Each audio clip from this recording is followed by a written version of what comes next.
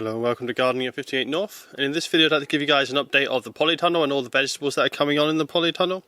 So I think it's about 2 weeks since my last update, but we've had some really nice sunny weather, so things have really started to progress in the polytunnel. So I'd like to give you guys a quick update. I'm also going to be planting out a lot of the plants today. I'm not going to be able to film the planting out of the plants, but I can then film afterwards and show you where they've all been put. So starting on the left here, this is generally the plants that don't need as much warmth. So we've got loads of cauliflower here. These are actually going to be planted out later today once the heat of the sun's gone, and I'll put them out outside in their final position. We've also got lots of seedlings. These are all brassica type seedlings. So we've got things like kohlrabi, purple sprouting broccoli, a whole variety of different things, and some more cauliflower as well. So these will be sown late. These will be planted out later in the year, in about a month or two's time, and that will give us a later crop if some of these start to crop a bit earlier. At the back here, I've got a dwarf bean from a previous video and some carrots from a previous video, as well as some kohlrabi and some sweet peas. Going along here, the red cabbage has really grown well also. You can see it's getting really large. It does look quite wilted, but it's not actually wilted, it just seems to be the way it's growing. I've given all the brassicas a feed of nitrogen from ammonium sulfate. I also gave them some magnesium and some iron, and that's really helped them with the growth. And it's also given them a really dark green colour to the leaves, so they're all looking really healthy at the moment. Coming along here to the mini greenhouse, I'm not utilising this quite as much now because the temperatures have been much better. We have had a touch of frost a couple of nights, so I've put some of the plants in the sunken pit down there, and as many as I can in the mini greenhouse, but the frosts should be off for now, so I'm managing to keep most of the plants out permanently in the polytunnel without any protection. And as I'm planting them today, a lot of them won't have any protection at night apart from just the polytunnel protection. So in here we've got a lot of sweet peppers on the right there, some tumbling tom tomatoes here, just 4 of them. We've got courgettes at the back. Further down here we have all the cherry tomatoes which are coming on. The ones on the left there are the beefsteak tomatoes. And then we've also got some basil down there. These basil are looking particularly healthy because they're a little bit shaded. The other basil that's out in the polytunnel, you'll see, looks a bit yellow and anemic. I suppose there's a little bit too much sunshine for it, and it's been getting colder temperatures at night, so the other ones aren't looking quite so good. Over here we have some sweet corn. This is only about 2 weeks old, so it's really young, but this sweet corn grows really fast, so I'll be planting these out pretty soon, and there'll be some nice big plants. They should get to the height of the polytunnel pretty much. They always grow quite large. Over here we've got some Brussels sprouts as well, and at the top we've got a real collection of sunflowers there. They're coming on nicely. A little bit burnt on the tips, that might be from the extreme heat we've been having from the sunshine. It's not been that warm outside during the day, but we've had some really sunny days. It's been unusually sunny, and it's been getting up to 30 each day in here, if not slightly warmer. So coming along, we've got a few more brassicas, like we've got some dwarf curly kale here. At the end, I think that's some more kohlrabi. The strawberries are doing really well now. You can see lots of flowers on them already. There's not many pollinating insects here at the moment, but we do have a lot of ants that have been going into the flowers. I think I can just get an ant on the camera there. So the ants are pollinating. The ants, they like the sugary nectar. So as they crawl over the flowers, they should pollinate each flower. So we should get a crop of strawberries in about a month's time. They always come much earlier here in the polytunnel than elsewhere. Coming along, we've got some green cabbages there. Again, they're ready for going out. They're just about as big as you want them for the size of the pots. In this section of the polytunnel, I've got lettuce coming up. It's only just started to germinate. The first batch of seed was dodgy, so nothing came up. The second batch of seed has germinated quite well, but I'll need to weed this soon. Some of the plants I'm going to put out, I'm going to plant in here and just have the lettuce at the bottom of them. And then as we harvest the lettuce, that'll make sure there's not anything too close to the main plants we're going to be putting in. I think it's peppers in this section. I need to check. I've written out a plan for where everything goes, and because the plants will be quite small for a while, we might as well have something around them. So the plan is for this polytunnel is going to be loads of tomatoes in the middle area. Towards the front here we're going to have smaller things like coriander and peppers and aubergines, and some more courgettes on the ground. Most of the middle is tomato. Along the edges in the middle is tomato. This middle bed here, because we need the extra height for the sweet corn, there's going to be sweet corn in there. In this giant pot we're going to have a sweet potato in the middle, which will climb up some trellising or some strings once I put that in, and around the outside we'll have some dwarf beans, and the dwarf beans should trail a little bit over the edge, so that should do quite well there. At the end we're going to have some French beans. On the ground we'll have some, just in this section and that section, we'll have some courgettes, and climbing up that structure we'll have some cucumbers. And then underneath the tomatoes we're going to crop, and underneath the peppers, if the peppers get large enough, we're going to crop with salad crops and radishes and things like that.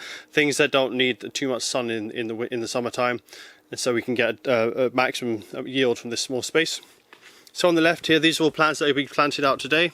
So I've got my cobra beans here, which is a type of French bean.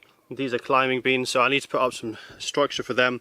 Don't need to put the structure in today, but I need to plant them because they're getting too big for the size of their pots. So they are at the back, this section here, and also this bit here just in front of the pond. They help shade the pond, stop it going too green over the summertime. And I'll need to put up some string or something for them soon, but I've probably got about 2 or 3 days until these start needing support, so these will be fine. Here we've got some courgettes. These are a variety called Sure Thing. These are supposed to be quite good for polytunnels because they're quite compact and they self-pollinate as well. So pollination can be a bit of an issue in a polytunnel when it's so humid, but also when you don't have the pollinating insects.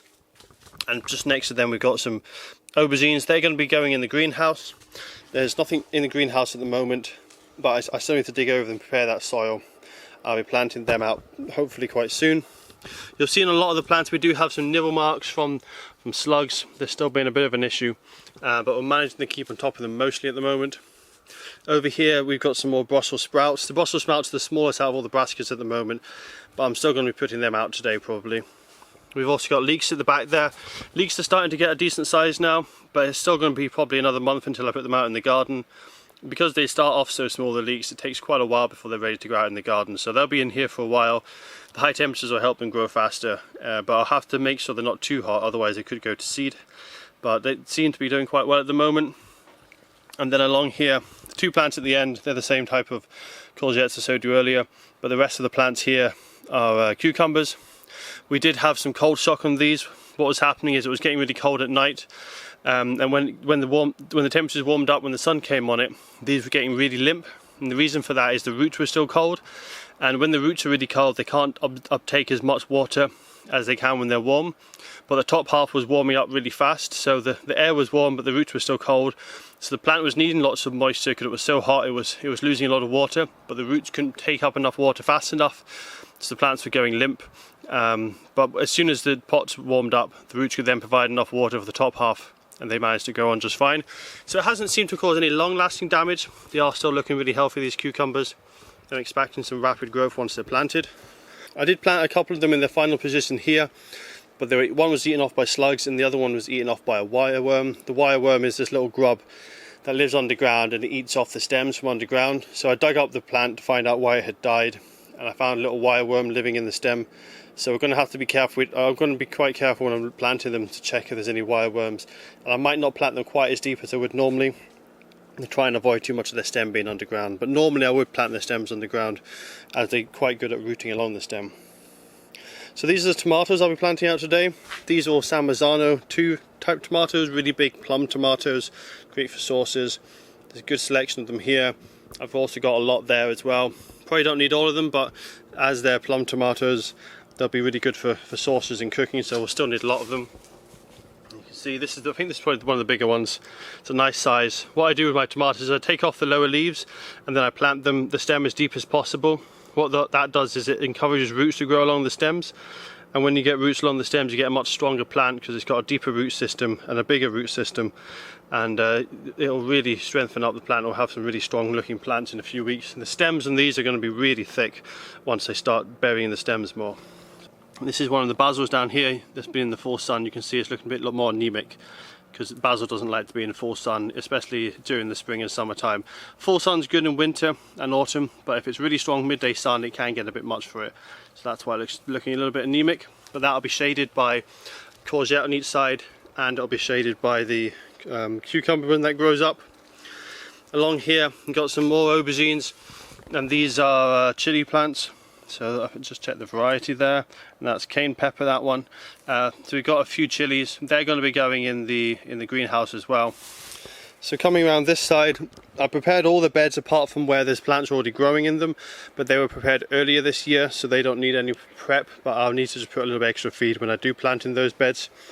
But coming down here, we've got one of the courgettes I put out. You can see how much smaller it is because it's been colder here than the other ones that were kept in the mini greenhouse for longer. But the growth is much stockier and stronger because it's grown with plenty of light, so it's not got too leggy. Whereas if you look at the ones over here, which are the same type, planted at the same time, but these have been kept in the mini greenhouse, you can see the growth's a lot leggier and it's a bit more delicate. Although they're much bigger plants because they've had the extra heat. This one's had colder temperatures, so it's grown slower, but it's had a lot more light, so it's grown a more compact plant. So these trays are all full of cornflowers. Because of the lockdown, I'm not able to buy any bedding plants this year, so I'm just using whatever seeds I can find, and I found some cornflower seeds, so I'm just trying to get loads and loads of cornflower plants. So we've already put some in the garden. There's a few in these trays here. I've also got some more over here in these little small pots down there.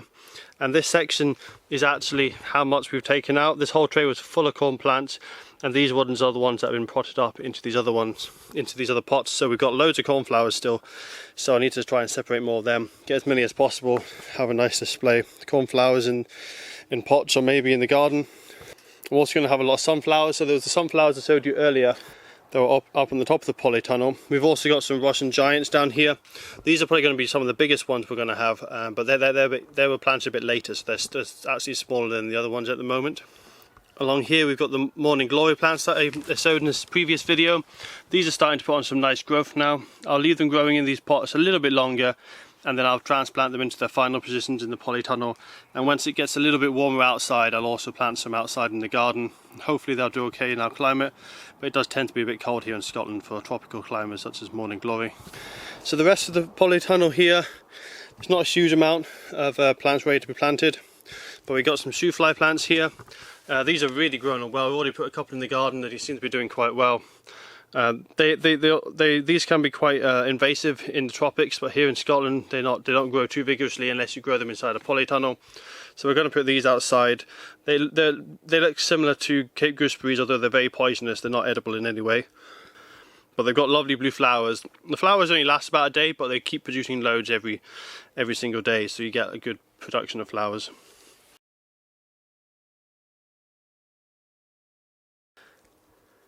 So along here is the last of the radish crop. You can see there's not too many plants now. They've mostly been thinned out. We've got a few down there, some larger ones, but we've just been thinning them out and using them. So we've had a really good crop of radishes recently, but they're mostly getting too old now. So they're either going to be too big and go to seed, or they're just going to go to seed anyway because they're at that stage of life. So we'll harvest the rest of these, and then this will be planted up with tomatoes as well. We've also got some butternut squash. These 6 plants here are the butternut squash that we're planting. We'll probably only put 3 in the polytunnel because they're so big, they cover up such a big area. What we normally do is we plant them at the same time as the tomatoes, and then we let them grow underneath the tomatoes. Before the butternut squash covers the whole area, we'll underplant the tomatoes with basil and other salad crops so we can get some kind of harvest from the soil. And then eventually towards the end of summer that will all be covered by the butternut squash. The whole polytunnel will be completely covered by the butternut squash, and we'll get a really good harvest of the squash plants right at the end of the season. So we only need 3. They're really big growing plants, and they're going to cover this whole polytunnel. So it's just 1 for each bed basically. There's 3 beds. There's that one at the end, the middle bed, and then the end bed here. And we'll plant one at the end of each one, and then it will grow right towards the end of the polytunnel, and we'll just try and keep it off the path. If it does get to the end of the polytunnel and wants to keep growing, we'll then train it up and over the trellises there and into the workspace area, because there won't be much work we'll need to do towards the end of the season. Right at the end here we've got some rocket which has gone to seed, but the leaves are not too bitter yet, so we're still harvesting them. And then we've got some more radish as well. And ahlongside them we've got peas, which are going to be going outside. They're Mons 2 peas, they're just about ready now.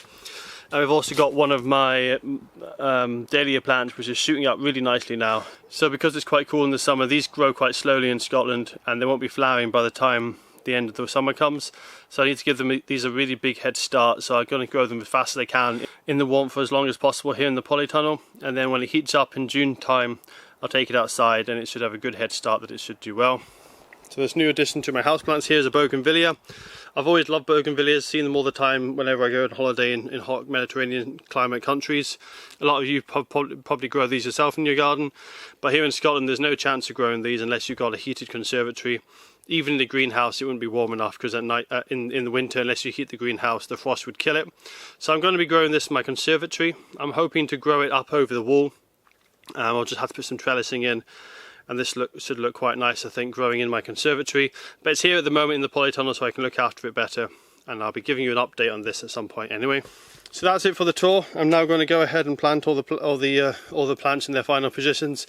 Can't do them all yet because we've got some things still growing, like the radish and the lettuce, but I'll make a start. So that's been now planted all the plants that I was planning to do today. Now if I've been sounding a bit slurred or out of breath, it's because it's so hot in here. It's quite hard to think when I'm filming. I'm normally fine at the beginning of the video when I first come in the polytunnel, but towards the end of it, it gets so hot it's almost too hot to think. So what I failed to mention on the last video was the soil. So the soil in here, what happens is, because it's so warm, any organic matter in the soil degrades really fast and it turns into this really horrible sandy soil with very poor nutrients and no organic matter. So what we do every year, if we skim off the top layer of soil, which is the one that heats up the most and breaks down the most, we then replace that with compost from the garden compost heap, and then we dig it in so it's nicely mixed. This year I've also added bloodfish and bone to make sure it's well fed, and that gives us a really lovely loose growing medium. You can see here it's really loose, nice friable soil, and you can easily dig in it, and the plants should do really well in that. The bloodfish and bone gives us slow release organic fertilizer, which should last most of the season. So all these tomatoes here on the left, these are all San Marzano 2 tomatoes, so that'll be for the sauce, tomato sauces. Up here I've got the cobra beans in at the back, and I've got that butternut squash in the corner there, which will trail out from there down the whole length of the polytunnel by the end of summer, as they really are vigorous plants. This area down here may look a little congested. This is the cucumbers and also some courgettes, but the idea is the courgettes are going to stay quite low and fill the ground area, but the cucumbers are going to go straight up and they're going to be on this trellis, so it's not a big issue if the courgettes are quite close. And what I've done is I've planted 4 cucumbers, which is probably a little bit too many for this site, but the last 2 I planted died, so hopefully these will survive. At least one of them, that's what we need. We only need one ready for a trellis of this size. But what I've done is I've planted some buried, and I've buried the stem like I would normally, and other ones I've left the stem above ground just to see if there's going to be a difference. So it'll be interesting to see with the extra roots on this if it'll be more vigorous, or if something might come along and eat the stem because the stem's underground. So it'll be interesting to see. I've done that with those 2 are above ground, the other 2 stems are buried below ground. There's also another butternut squash down there ready to grow along, and the other plants that were planted up were these cobra beans here and the butternut squash there. I haven't planted anything else yet here because those tomatoes are still a little bit small. They might get eaten by slugs if I put them out now. They're currently in the mini greenhouse at the end of the polytunnel, so they'll be going in later. There is one last section at the top that I've also done today. That's this area here. So I planted an aubergine at the back. This is the aubergine here, and I planted a courgette at the front. The idea is here that there's a bit more space, because we could probably get away with having 2 or 3 courgettes in this space, although by the end of summer it would be quite congested, but we start getting an earlier, heavier crop. But the idea is here, we let the courgette have plenty of space, grows into a big plant by the end of summer, but it means that in spring we can underplant this with something like basil, or possibly coriander, or lettuce, or radishes, something fast growing, and get a good crop from it. Also, I'll try to give enough distance between the courgette and the aubergine that the courgette doesn't smother the aubergine too much.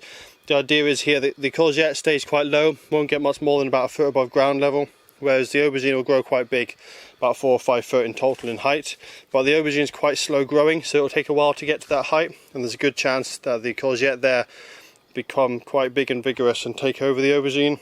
So giving it a bit of space, hopefully that's enough. If not, I might cut some leaves off on that side to stop the aubergine getting taken over by the courgette. But the aubergine should grow up and they'll have plenty of space. As I say, there's still plenty more to plant. We've got all the tomatoes on this side to plant. We've got some dwarf French beans, bush beans to put in. and some more peppers as well, but they're all a bit small at the moment. So the chilies for the greenhouse are already at a big enough size to be planting out, but I've not prepared the ground yet for them. But we've still got these sweet peppers that are needing to get a bit bigger before they go out. We've also got some courgettes here which are going to go outside because these are quite large plants. They will be too big for this polytunnel, and there's not enough space at the moment. And then we've got some other tomatoes. So we've got all our cherry tomatoes and a couple of beefsteak tomatoes, which are just a little bit small. I'm going to be potting these onto a larger pots now that I've freed up. The previous pots that the San Marzano tomatoes were in has freed up plenty of space now for these ones. So these will be going into the next pot size, grown in the bigger pot for 2 or 3 weeks, and then they'll be ready to go out once they're a little bit bigger and they can survive the slugs. So that's all for this video, and I'll give you guys an update probably in a few weeks time.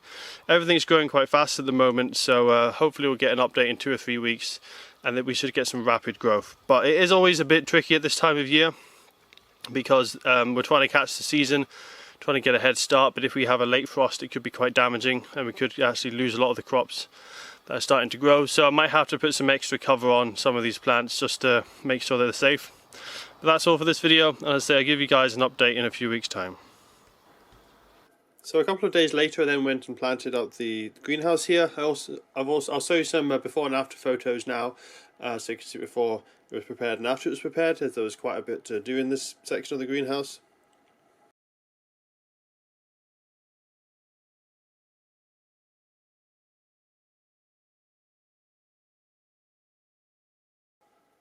I've got 3 aubergines here.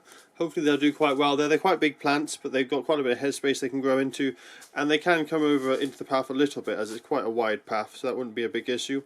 So hopefully we'll get a good crop there. We did grow them here previously, but we didn't get any crop. But then they were this size in June, and it's now late April, so we've got a whole month head start, and I put a lot more prep into the soil. So hopefully we'll get a good crop of aubergines. And on the right hand side here, I planted all the chilies out already.